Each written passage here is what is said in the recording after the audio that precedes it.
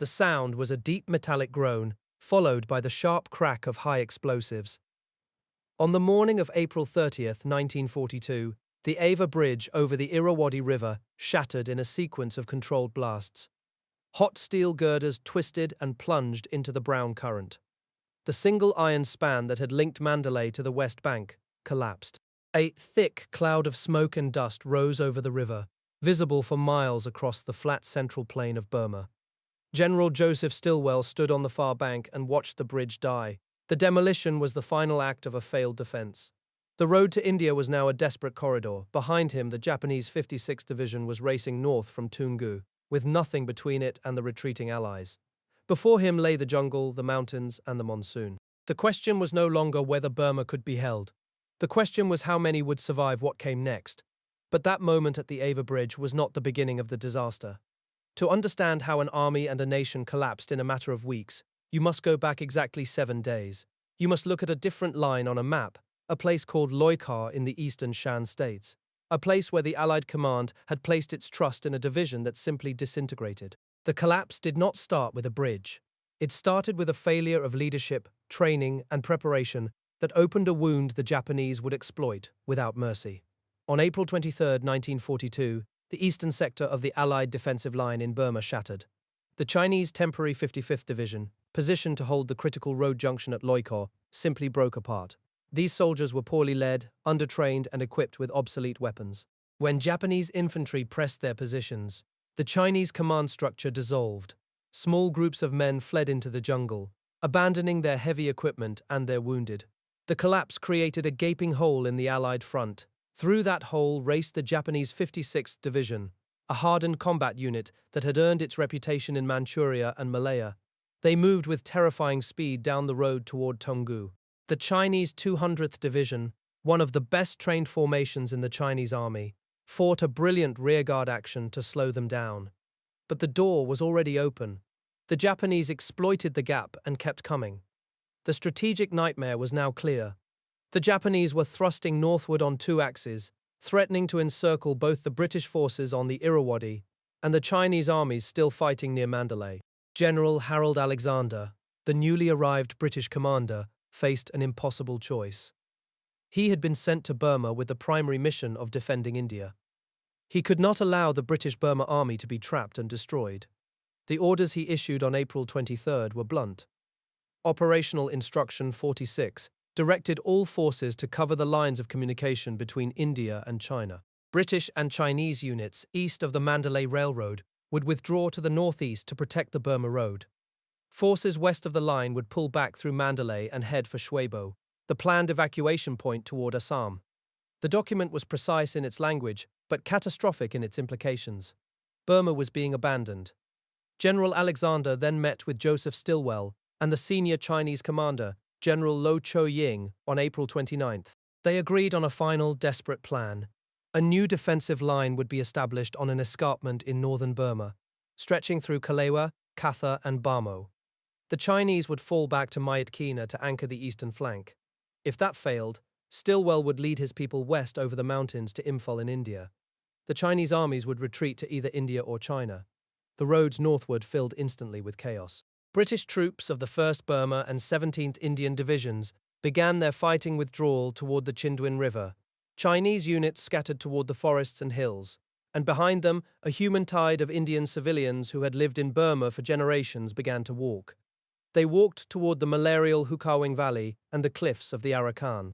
The defeat at Loikor, the order to withdraw, the demolition of the bridge in 1 week they set in motion, an exodus that would consume more than 50,000 lives. On the morning of May 7th, General Joseph Stilwell led a column of about 110 people into the jungle.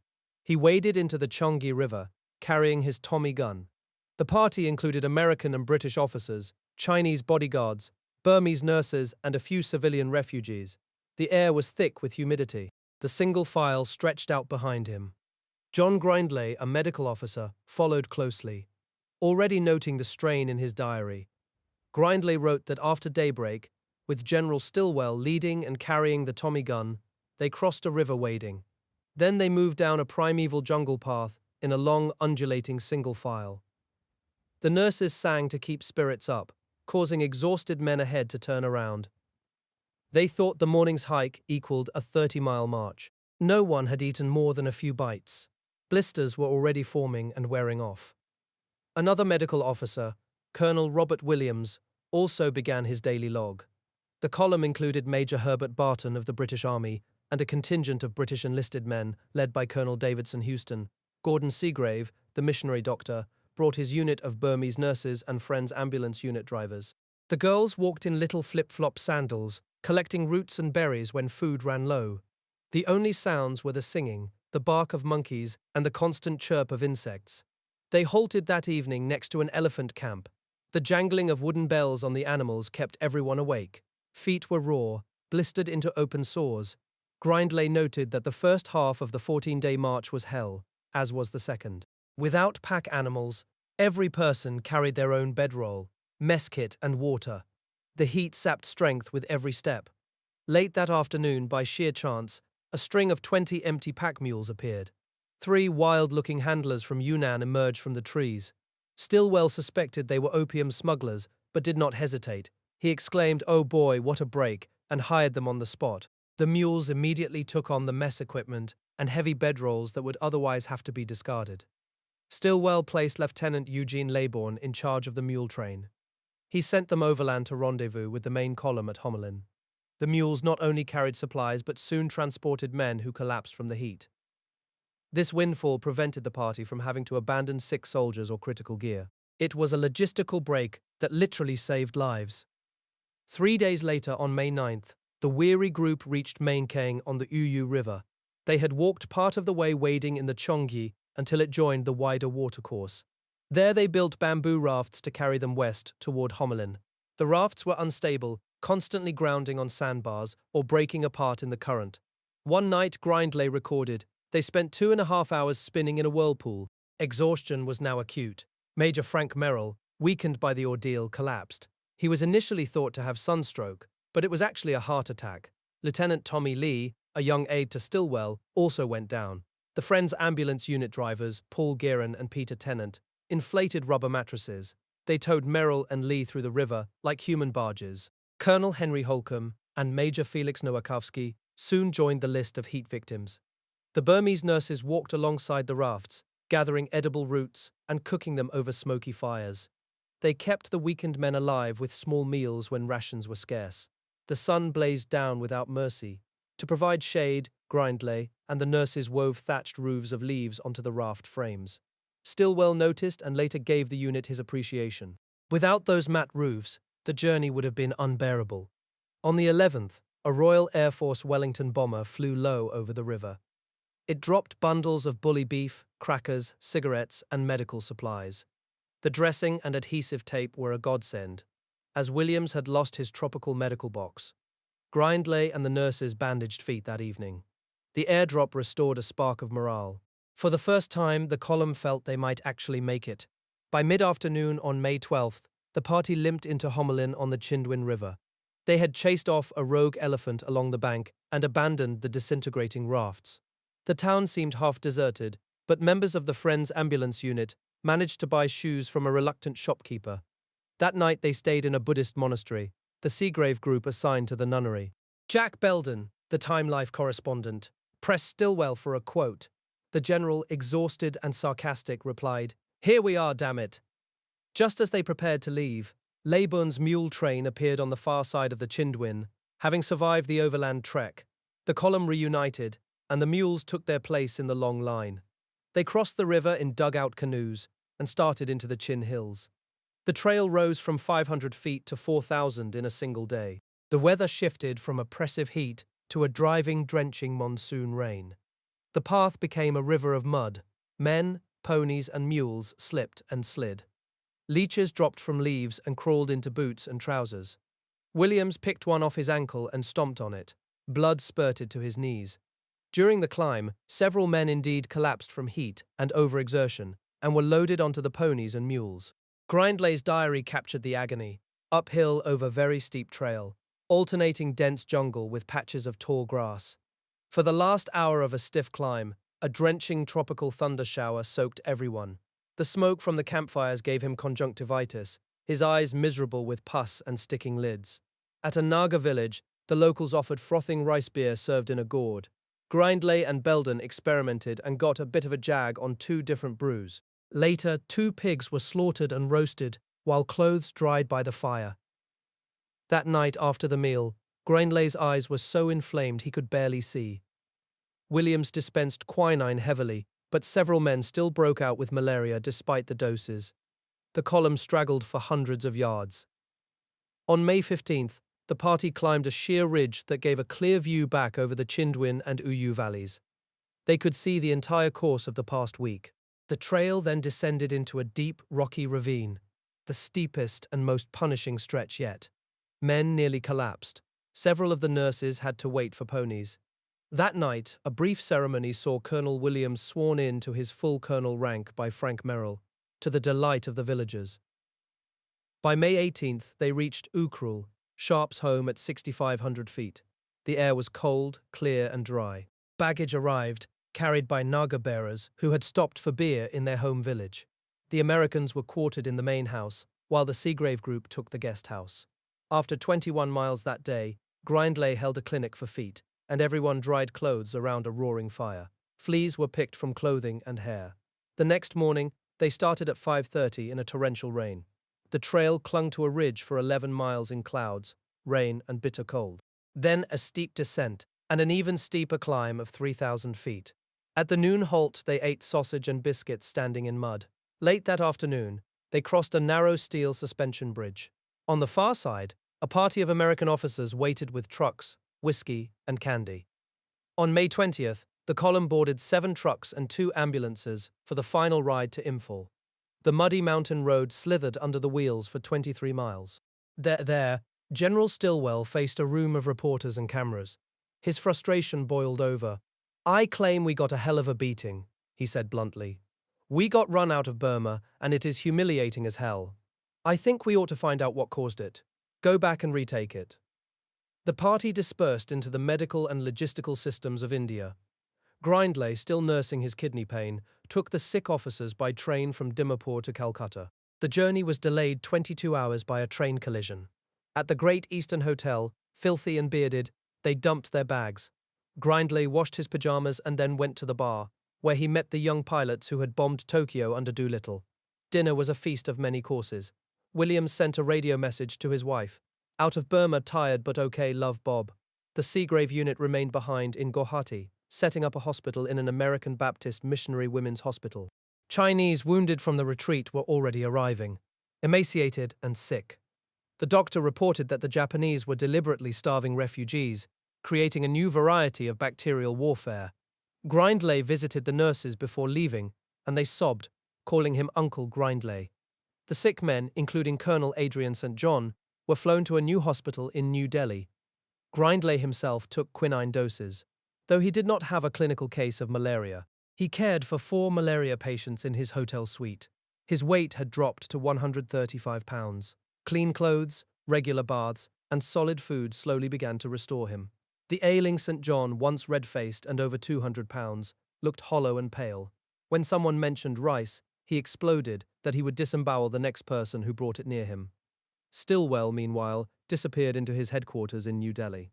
He began drafting a post-campaign report that was so critical of both British and Chinese failures that it would be ordered suppressed. But his vow to retake Burma hardened into a concrete plan. The walkout was over. The human wreckage from the retreat still flowed into Assam, but Stilwell's column, against all odds, had made it. The mules, the airdrop, the resilience of the nurses and doctors, all had held the line. And now, from his desk in New Delhi, the old general was already sketching the rebirth of an army. The humiliation of the hell of a beating would not be the last word. Far to the east, deep in the trackless jungles of northern Burma, another American officer was clawing his way toward safety. Captain Roscoe Hambleton, a 47-year-old man with graying hair and a thinning face, scribbled a few lines in a small pocket diary. He was traveling with the Chinese Fifth Army headquarters, a disorganized column of 2,500 hungry men. Beside him marched Lieutenant Lean, a British liaison officer whose stiff upper lip was beginning to crack under the strain. The monsoon rains had started in earnest, turning every trail into a river of sticky mud and rotting vegetation. Hambleton wrote of the chaos, the mud, the dwindling food. The Chinese army was untrained and undisciplined, and their leaders seemed incapable of finding a direct route. Food became a daily gamble. Breakfast meant a handful of boiled oatmeal, if any remained. Lunch was often skipped. Dinner, when it came, was a thin broth made from mule meat, boiled banana roots, and strained pumpkin. Hambleton recorded the grim meals in his diary, the pages smeared with sweat and rain, as Chinese soldiers died in droves along the trail, their bodies sinking into the mud, swollen and unrecognizable.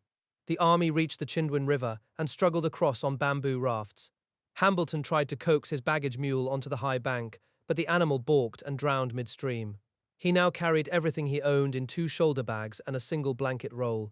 His 47th birthday came and went on June 8th, unmarked except for a scrawled complaint about swollen feet and 10 days of beard growth. The rain never stopped. Hambleton sat up night after night with Lieutenant Lean, their coats draped over bamboo slats, watching water drip onto their shoulders and faces. By the first week of July, the column staggered into a place called Xingbuyang. It was not a town, but a few bamboo shacks huddled next to a swamp. A British assistant district commissioner struggled to run a refugee camp there, surrounded by dying soldiers and starving civilians. The landscape abruptly changed one morning when transport planes roared overhead. American and Royal Air Force aircraft began dropping bundles of rice, tinned meat, and medical supplies. White streamers fluttered down into the clearings, but many sacks vanished into the jungle forever, while Chinese soldiers looted the drops at gunpoint.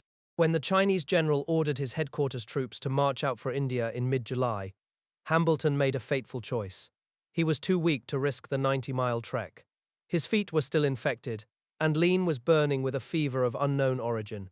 He watched the army depart, then sat in his mouldy hut, staring out at the rain, writing in his diary. He wrote of his wife Sunny and the home repairs he planned to make after the war. He described Christmas gifts he would buy for her, little tokens of love, even a flower from the garden, and he promised himself he would never keep things hidden again. Weeks passed. The airdrops became more frequent, and Hambleton's strength began to return. His hands healed, his leg sores closed. He sorted through bundles of K-rations, setting aside surplus tins to sell. The assistant district commissioner returned to the camp and told him a catching guide was available. Hambleton and Lean decided to go. Hambleton wrote in his diary that this was the last spurt, that everything would be fine once he reached India, and his excitement made it hard to sleep. They started out on the morning of August 12th, but heavy rain delayed them. 2 days later, Hambleton, Lean, and 4 coolies, loaded with supplies, crossed the Tara River. On the far bank, they discovered the bridge was washed out. They built a rough shelter of leaves and branches and waited while Lean found more carriers. The next day, they crossed and began climbing. The trail went straight up, then straight down, over and over, and Hambleton's left leg cramped so badly he could barely walk. The pain in his leg became a blinding throb. Hambleton knew he could not go on. He turned back down the trail, sending a boy ahead with a note to North saying that he was returning. The walk was all downhill, but every step cost him. He crossed 2 swollen rivers, and on the second he lost his footing and fell. The water soaked him to the skin, but he pulled himself out. On the far bank, he found that Lieutenant Lean had left supplies and a rough bamboo shelter to rest in. He crawled inside, shivering and utterly spent, with almost no strength left. Back in the bamboo hut, Hambleton collapsed onto a mat, his body trembling with fever. Lieutenant Lean returned to the camp to care for him, sitting through the hot, still nights. The rains eased, and the sun came out. But Hambleton could not eat. He vomited when he tried to swallow even thin broth. His servant brought water and tried to keep him cool. His mind drifted, and he could no longer hold a pencil. He opened his diary and wrote a single, fragmented line. Sunshine all day, river going down, 3 Chinese sitting out in Ping'an River. Then he closed the little book and never opened it again. For 9 days he lay in the sweltering hut, slipping in and out of fevered dreams. He called out for coffee. His servant tried to answer, but Hambleton's eyes barely recognized him anymore. The morning of August 28th was hot and still. Hambleton's breathing grew shallow, then quiet. Around noon, his heart stopped. Lieutenant Lean was beside him. His Chinese servant was there too, watching the face of the man he had tried so hard to keep alive. The hut fell silent, except for the distant murmur of the river and the buzzing of flies. The next day they buried him. They had no coffin, so they wove a bamboo basket and laid his body inside. 2 British soldiers died the same week and were buried beside him. His servant stood by the shallow grave as the earth was shoveled in. There were no markers, the mud squelched flat, and the jungle began slowly to reclaim the spot.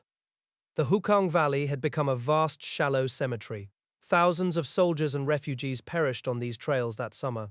Somewhere back along the route, a British headmistress was still herding a column of orphan children toward safety, many of them dying in her arms. The assistant district commissioner himself, worn thin and sick, watched the daily planes drop food that was never quite enough. The valley absorbed them all. Soldiers, civilians, children, the mud swallowing their stories and their names. Weeks later, Lieutenant Lean and Hambleton's servant started out again for India, walking together at first, then splitting up, each reaching safety alone. Months later, American bulldozers arrived to carve an airfield out of the jungle. They scraped and leveled the ground where the bamboo hut had stood, where the graves had lain. Hambleton's remains were churned into the mud, his bamboo basket splintered and scattered. His widow would search years later, writing desperate letters, but no one could tell her where her husband's bones rested. The jungle and the machinery had erased every trace. The Hukawing Valley had claimed its dead and refused to give them back. Hambleton's diary ends on August 19th. Sunshine all day, river going down. 9 days later, he is dead. The small, water-stained book is all that remains of his voice, a record of hope that shrank day by day, until it vanished into a single stark image of a river and 3 Chinese soldiers. He had dreamed of a life after the war, a life with his wife, a life of small daily kindnesses. Instead, he died in a mud hut because no one had planned for him to live. While plans for Burma's reconquest were being drafted in distant capitals, the Hukong Valley had already made its final judgment. The unspeakable human wreckage left behind was the true price of the retreat. The monsoon still hammered the Hukong Valley in early July, but to the west, in the relative safety of India, a different kind of transformation was beginning. The Seagrave Medical Unit, which had spent weeks treating the broken survivors of the retreat at Gauhati, received orders to relocate. They were to move 200 miles northwest to a place called Ramgarh, a road junction in the Bihar Plains. The mission was to set up a new hospital and prepare for the arrival of thousands of Chinese soldiers still struggling out of the Burmese jungle. The unit packed their meager supplies and boarded trains. The nurses, the Friends ambulance unit drivers, and the doctors rode through the heat and dust, leaving behind the Brahmaputra River and the steady stream of civilian refugees who still crowded the Gauhati hospital. When they arrived at Ramgarh, they found not a pristine medical facility, but an abandoned prisoner of war camp. The compound had once held over 5,000 German and Italian soldiers captured in North Africa. Now it would house the shattered remnants of the Chinese army. The Seagrave unit was assigned to the former Italian section of the camp. The barracks were grim, the sanitation was primitive, and the monsoon rains leaked through the roofs. But within days, the medical staff had converted the buildings into a functioning hospital. Chinese soldiers were already arriving, men who had clawed their way through the Hukaweng Valley on foot. They came in emaciated, their uniforms in rags, their bodies riddled with naga sores from leech bites that had festered for weeks without treatment. Many could barely stand. The most immediate crisis was the lack of medicine. The doctors had almost no drugs for dysentery, the disease that was killing more men than Japanese bullets. The flies in the dysentery wards were so thick that the nurses had to shoo them away from patients' faces, just to administer what little care they could. Seagrave himself later wrote that the Japanese had deliberately starved the Indian refugees as they fled, creating a new kind of bacterial warfare aimed at overwhelming India with disease. His anger at the suffering he witnessed was matched only by his frustration at the shortage of supplies. Yet the hospital functioned. The nurses, still wearing their flip-flop sandals, moved among the cots, cleaning wounds and spooning rice gruel into the mouths of men too weak to feed themselves. The Friends ambulance unit drivers, who had hauled inflatable mattresses through rivers during the walkout, now carried stretchers through the muddy pathways of Ramgarh. Slowly, over the weeks of July and August, some of the patients began to recover. They were the first cells of a new organism that Stilwell intended to build. While Stilwell was still in New Delhi drafting his post-campaign report, the camp at Ramgarh was already evolving beyond a hospital. The emaciated Chinese soldiers mending in the crowded wards were seen not just as patients, but as the raw material for a new force. Orders directed that the former prisoner compound would become a training center, a place where the survivors of the retreat could be rearmed, retrained, and built into the army that would one day fight its way back across the mountains. The transformation began that September. American weapons began arriving at the camp. Rifles, mortars, machine guns, and howitzers were uncrated and distributed to Chinese troops who had fled Burma with nothing but the clothes on their backs. American officers and non-commissioned officers were assigned as instructors, teaching Chinese soldiers how to fire the new weapons, how to maneuver in small units, and how to coordinate artillery support. The language barrier was immense, but the shared purpose was unmistakable. The Chinese 38th Division, which had escaped from Burma intact under strong leadership, became the nucleus of the new force. They had been treated like prisoners upon their arrival in Assam, restricted to their barracks and forbidden from entering towns. Now they were being given the tools of war and told to prepare for a fight that would take them back across the mountains they had fled. The men trained from dawn until dusk, their bodies slowly regaining strength on a diet that finally included adequate protein and vitamins. Stilwell's post-campaign report, the one he had drafted in the anger of his arrival in New Delhi, had been ordered suppressed by the War Department. It was too critical of the British civil authorities, too blunt about the Chinese High Command's reluctance to fight, too damning of the political appointments and official ineptitude that had doomed Burma. But the report's conclusions lived on in the way Stilwell structured the training at Ramgarh. He would not allow the new Chinese army to be crippled by the same failures of supply, coordination, and leadership that had destroyed the old one. By October, the monsoon rains were beginning to taper off. In the Hukawing Valley, the refugee road that had swallowed thousands of lives was still passable only to the most determined travelers. British relief officers continued to operate food dumps and medical stations along the trail from Xingbuyang to Lido. But the flood of civilian refugees had slowed to a trickle. Those who had not made it out by August were mostly dead.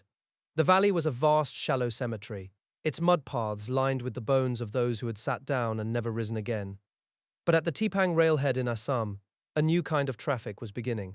Indian laborers and American engineers were working to transform the crude jeep track from Lido into a proper road. The vision was ambitious. A supply route would be carved through the Patkai Mountains, pushing eastward into the Hukawing Valley, linking the railhead in India to the old Burmese road network. The road would be called the Lido Road, and its ultimate purpose was to connect with the old Burma Road and reopen a land supply line to China. The ghosts of the retreat haunted the survey parties who hacked through the jungle. In Calcutta, some of the survivors of the walkout were still recovering.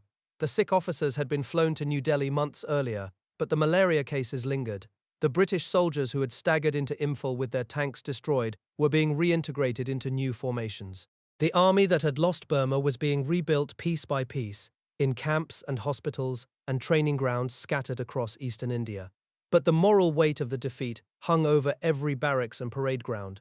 The Seagrave Hospital at Ramgarh continued to receive Chinese wounded well into the fall. The men of the 22nd Division, the unit that Captain Hambleton had accompanied on his doomed march, finally made it to India in September and October. They were the last organized Chinese formation to escape.